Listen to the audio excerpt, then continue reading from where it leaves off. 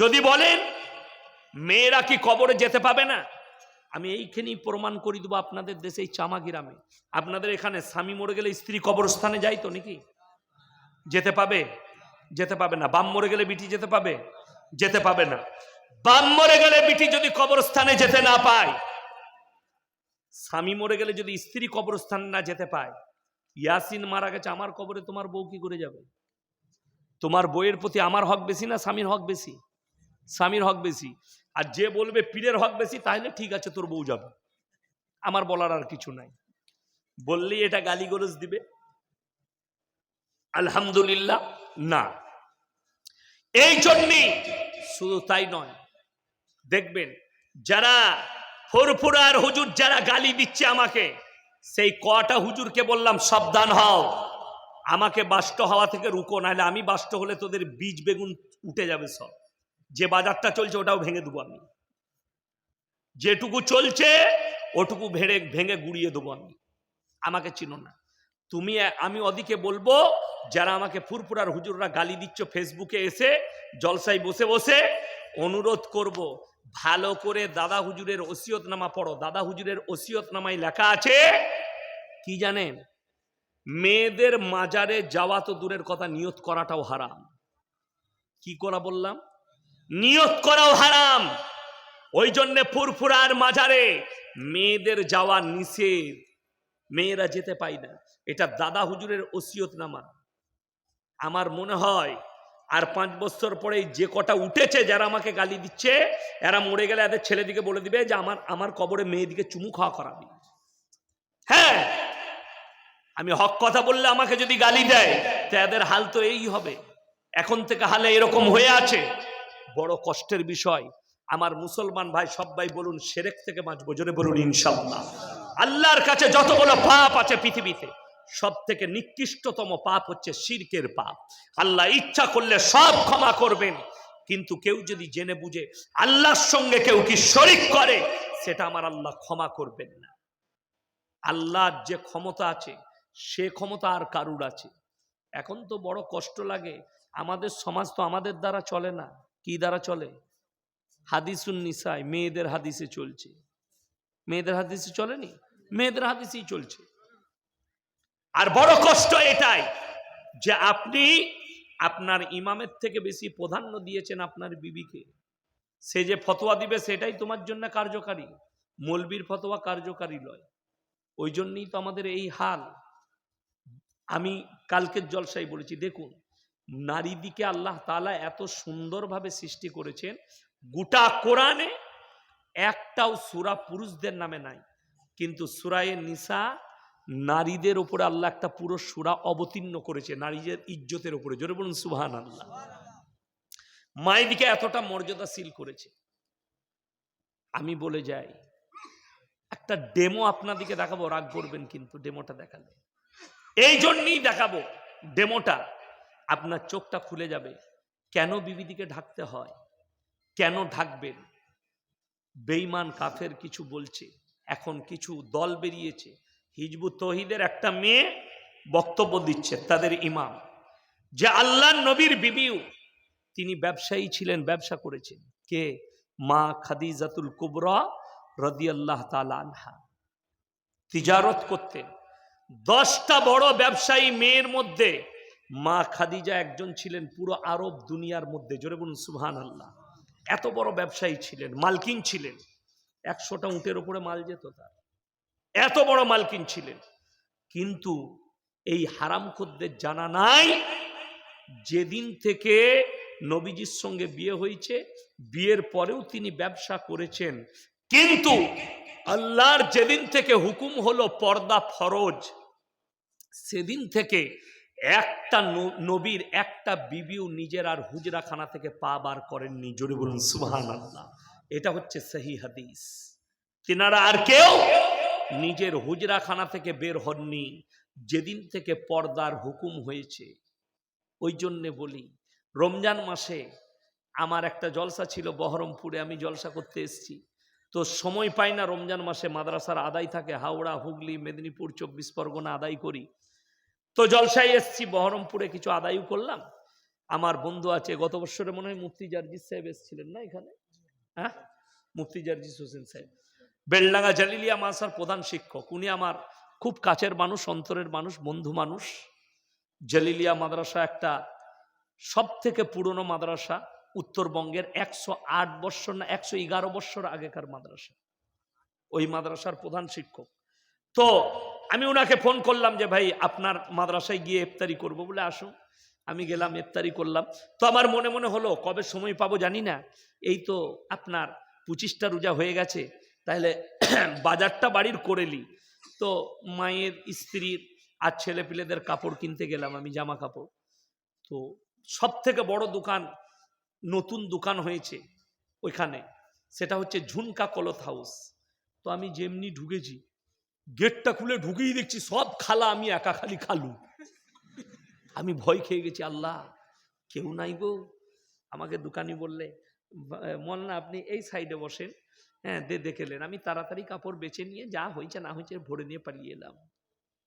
কি বলে দিই এরপর, রাগ করবেন না, আমরা দু বন্ধু বসে আছি চায়ের দোকানে, এর সঙ্গে ইয়ার্কি হয়। একে আমি ইয়ার্কি মেরে যদি জিজ্ঞেস করি, হ্যাঁ বে তোর বইয়ের ব্লাউজের সাইজ কত, ই আমাকে মারবে না মারবে না, কথা বলে না, এ হাসো না, মারবে না মারবে না, ইয়ার সঙ্গে বন্ধুত্বটা থাকবে না, খতম হবে, খতম হয়ে যাবে, শেষ হয়ে যাবে, খালি এই প্রশ্ন করার কারণে। এটা আপনার গায়ে লাগা কথা, যেহেতু খুব খারাপ কথা ইয়াসিন বলে ফেলেছে। এরপর বলে দিই, আপনার বউকে আপনি বাজারে পাঠিয়েছেন, যাও কালিয়াচকে গিয়ে, না হলে মালদায় গিয়ে বাজার করে নিয়ে এসো। একটা মরদ মানুষ দোকানে বসে আছে, তোমার বউ গিয়ে বলছে দাদা 32 সাইজের ব্লাউজ দেন তো। ওইখানে লজ্জা লাগেনি যে তোমার বউ সাইজ বলে ব্লাউজ কিনছে? ইয়াসিন তোমাকে জিজ্ঞেস করেছে তোর বউয়ের ব্লাউজের সাইজ কত, খুব খারাপ লেগে গেল। আর তোর বউ বাজারে পাঠিয়েছ বউকে, সে তার নিজের ব্লাউজের সাইজ বলছে একটা পরপুরুষকে, তোমার লজ্জা লাগেনি? আরো একটা ডেমো শুনেলেন, এটা একটা গায়ে লাগা কথা। দ্বিতীয় একটা গায়ে আঙারের মতো জ্বলবে। তুমি দাঁড়াও তো একটু, দাঁড়িয়ে যাও। এই যে ছেলেটাকে দেখতে পাচ্ছেন, বাবুকে, আপনারা বলুন এর পেট কেউ দেখতে পাচ্ছেন? ইমানদারির সঙ্গে বলবেন, এর পিঠ কেউ দেখা যাচ্ছে? বলুন, কাপড় দিয়ে ঢাকা। বসে যান। আপনারা যতজন বসে আছেন সবারই শরীরও ঢাকা আছে, পিঠও ঢাকা আছে। সকালবেলায় মোটরসাইকেলে বউকে নিয়ে সুজাপুরে বাজার করতে যাবে কাপড় কিনতে, তোমার গোটা গা ঢাকা, আর তোমার বইয়ের প্যাটও বেরিয়ে আছে আর পিঠও বেরিয়ে আছে। আমি বললে খারাপ, আমি বললে নোংরা মলবি, তোমার লজ্জা লাগে না? ইসলাম স্বীকৃতি দিয়েছে নারীদিকে, ওয়াদরিব খুমুরিহিন্না আলা জুনুবিহিন, হে নারী তুমি পর্দা নির্ধারিত করো, কোনোদিন ধর্ষিতা হবে না, লাঞ্ছিত হবে না। যতগুলো ধর্ষণ এই ভারতে হয়েছে, দিল্লি থেকে কলকাতা, কলকাতা থেকে উত্তরপ্রদেশ, যতগুলো ধর্ষণ হয়েছে তার 80% পোশাকটা দায়ী, নারীর পোশাক তার জন্য দায়ী। খুব ভালো করে বুঝবেন, ইসলাম এত সুন্দর, নারীদিকে পরিপূর্ণভাবে ঢেকে দিতে বলল, ঢেকে নাও। আজকে কষ্ট, আমি যে দেশে বাস করছি, ভারতের মানুষ আমি, কষ্টটা বুকের ভেতরে গাঁথা আছে। আমাদের দেশে যদি কেউ এয়ারপোর্টে আর রেল স্টেশনে ন্যাংটো ঘুরে বেড়ায়, তাকে কোর্টে কেস লড়তে হয় না। কিন্তু একটা আমাদের মুসলমান মা, সে যদি বোরকা পরে কলেজে যায়, তাকে কোর্টে যেতে হয় কেস লড়ার জন্য। এটাই কষ্টের। কেন? আপনি প্রতিবাদ করতে পারেননি, বড় কষ্ট লাগে। আপনি চলুন, আমি সেদিনে খুশি হয়েছি। এক সপ্তাহ আগে আমি আসছিলাম ট্রেনিং জলসায় এসছিলাম, আমি ফারাক্কায় নেমেছিলাম। কোথায় এক জায়গায় জলসা ছিল এই এলাকাতে, গাড়ি করে নিয়ে গিয়েছিল আমাকে। যাই হোক, বর্ধমানে যখন চাপলাম বালুরঘাট এক্সপ্রেসে, একজন একদম ফুল দাড়িওয়ালা একটা জিআরপি অফিসার আমাকে সালাম দিলে আর বললে, হুজুর আপনার বিরাট বড় ভক্ত, আমি খুব ভালোবাসি। আল্লাহর কৃপায় আমি লড়াই করে জিতে আজকে দাড়ি রাখতে পেরেছি অফিসার হয়ে। আমি মনে জোরে বলুন সুবহানাল্লাহ। আমি তার উপরে খুশি। আপনি বলুন, আমাদের মুসলমান ছেলেরা ডিফেন্সে চাকরি করতে গেলে দাড়ি রাখতে পাই না, ঠিক বললাম না ভুল বললাম? এটার জন্য দায়ী মোদিজি নয়, এটার জন্য সরকার দায়ী নয়, খুদ মুসলমান নিজেরা দায়ী। কেন? 10টা ছেলে ইন্টারভিউ দিয়েছে, 10টা মুসলিম ছেলে, তারা ডিফেন্সে চাকরি করবে, একজনের দাড়ি, 9 জনের দাড়ি নাই। ভোটটা কার বেশি কথা বলেন, 9-এর না 1-এর? 9-এর। তো অফিসার কি বলবে, এই তোর একা ইসলাম, এদের 9 জনের ইসলাম না, এরাও তো মুসলমান, তুই দাড়িটা কেটে আয়, বলবে না? বলবে না। ওই জন্যে কেন যোগীকে গালি দিচ্ছেন? দায়ীটা হচ্ছে তুমি। আমাদের দেশের পাঞ্জাবিরা তারা যেখানেই চাকরি করুক, পুলিশের হোক আর ডিফেন্সের, না তাদের দাড়ি কাটাতে পারে, না তাদের পাগড়িটা নামাতে পেরেছে। ঠিক বললাম না ভুল বললাম? আর তুমি মুসলমান, তোমার জমিরকে বিক্রি করেছো দাড়ি চেচে, তোমার জমিরকে বিক্রি করেছো নামাজ ছেড়ে। এরা জানে মুসলমান নামাজ যখন পড়ে না, এদের জন্য নামাজ বাধ্যতামূলক নয়। অথচ আল্লাহর নবীর হাদিস, যার নামাজ নাই তার ইসলাম নেই। তুমি মাঠে থাকো আর রেল স্টেশনে থাকো, নামাজের সময় হলে নামাজটা আদায় করে নাও। আমি জানি কাকে গাল দিবে। আমি তো এই তো গাড়িতে আসছিলাম শতাব্দী এক্সপ্রেসে, বললে বিশ্বাস করবেন না, আমি গিয়ে যারা খাবার দেয়, শতাব্দীতে খাবার আছে, টিফিন ফিফিন খাবার সব দেয়, ডিনার দেয়, তো বাইরের কেউ চাপতে পারে না। 3টে স্টপেজ, বর্ধমান, বোলপুর, ফারাক্কা, মালদা, 4টা স্টপেজে আমি এখানে পৌঁছে গেলাম। শুনেলেন খাবার দেয়, আমি বললাম উজু করব, তো তারা পানিও দিলে গেটে উজু করিলেন। এমন একটা ভালো নতুন চাদর দাও, বিছিয়ে নামাজ পড়বো, তো বলে নেই।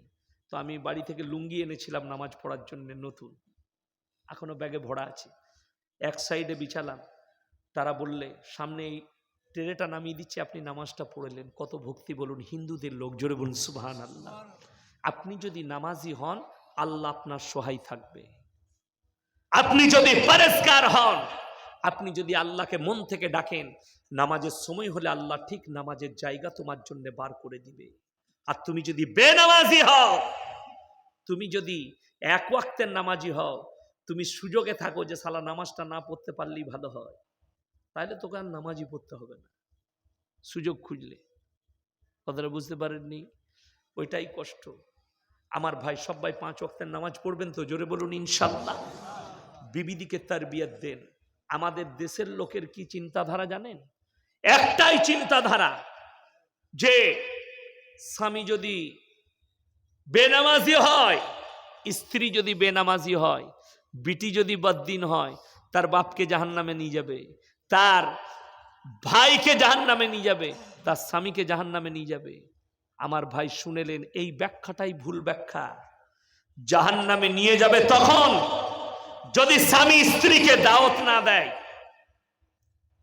স্বামী যদি, পুরুষ যদি তার বোনকে দাওয়াত না দেয়, পুরুষ যদি তার মেয়েকে দাওয়াত না দেয়, তখন যদি কেউ দাওয়াত দেয় স্ত্রীকে, তুমি নামাজ পড়ো, তুমি রোজা রাখো, তুমি ভালো হও, হ্যাঁ, বদ্দিন হয়েও না, এই ফটো নিয়ে কি করবে তুমি?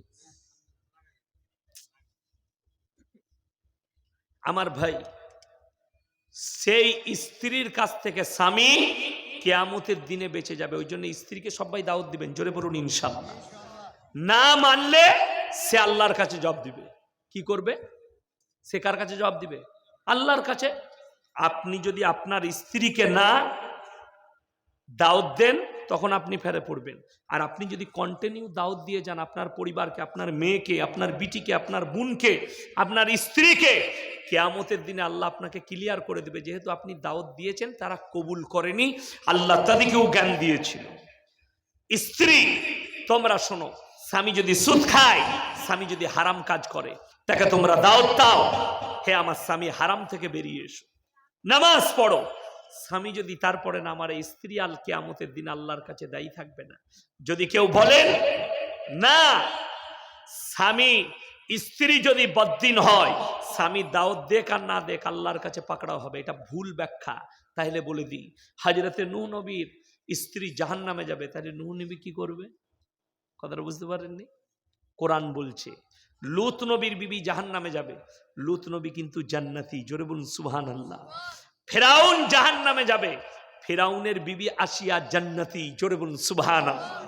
আল্লাহ এখানে দেখিয়ে দিয়েছেন যে যদি তোমার বিবি ভালো হয়, স্বামী যদি অপদার্থ হয়, স্বামীকে যদি দাওয়াত দেয় আর কবুল না করে, স্বামী জাহান্নামে যাবে আর স্ত্রী জান্নাতে যাবে। স্ত্রী যদি খারাপ হয়, স্বামী যদি পরেজগার মুত্তাকি মুমিন হয়, সে যদি স্ত্রীকে বারবার দাওয়াত দেয়, সে যদি ফিরে না আসে, কিয়ামতের দিনে স্ত্রী জাহান্নামে যাবে, স্বামী জান্নাতে যাবে। এটার জন্য কেউ দায়ী হবে না। জোরে বলুন সুবহানাল্লাহ। দায়ী ওই সময় আমার বোন যা করছে ভালো করছে, এই ভাই দায়ী। আমার স্ত্রী যা করছে ঠিক করছে, এই স্বামী দায়ী হবে কিয়ামতের দিন। আলহামদুলিল্লাহ। ওই জন্যে প্রত্যেকটা ভাই নিয়ত করেলেন, আজ থেকে আমরা নিজেদের স্ত্রী দিকে পরিবারকে দাওয়াত দেবো। জোরে বলুন ইনশাআল্লাহ। কেন দিবেন? আল্লাহ কিন্তু হুকুম দিয়েছেন কোরআনে। জোরে বলুন সুবহানাল্লাহ। কি হুকুম দিয়েছেন? ইয়া আইয়ুহাল্লাযীনা আমানু কুলু আনফুসাকুম ওয়া আহলিকুম নারা। হে ঈমানদার ব্যক্তিরা, তোমরা শুনে নাও, নিজেদিকে জাহান্নামের আগুন থেকে বাঁচাও এবং তোমার আহলে বর্গকে বাঁচাও। তোমার প্রতিবেশী নামাজ পড়ে না, তোমার চাচা নামাজ পড়ে না, স্ত্রী পড়ে না, ভাই পড়ে না, বেটা পড়ে না, সকলকে দাওয়াত তোমরা দিবে। জোরে বলুন ইনশাআল্লাহ। যে নামাজ পড়ে না, আপনি একজন গ্রামের নামাজি ব্যক্তি, রাস্তা দিয়ে আসছেন, নামাজ পড়ে না, আপনি তাকে বলেন, ভাই আজান হয়েছে, মসজিদে চল।